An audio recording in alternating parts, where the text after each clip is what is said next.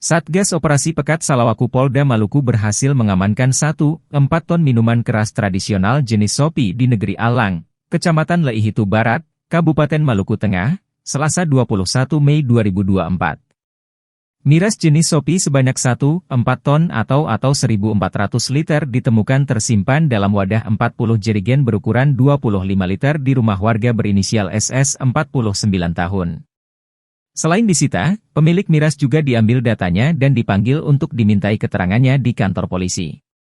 PLT Kabid Humas Polda Maluku, AKBP Aris Aminullah mengungkapkan bahwa Operasi Pekat merupakan tindak lanjut dari perintah Kapolda Maluku yang menekankan pentingnya pemberantasan judi togel dan peredaran miras di Ambon.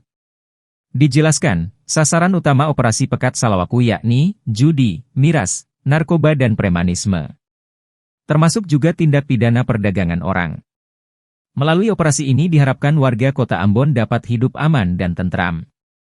Lanjutnya, Polda Maluku berkomitmen memberantas segala bentuk penyakit masyarakat guna menjaga ketertiban dan keamanan warga di wilayah hukumnya.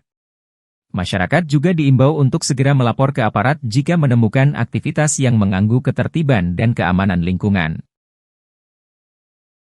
Download Tribun X sekarang, menghadirkan lokal menjadi Indonesia.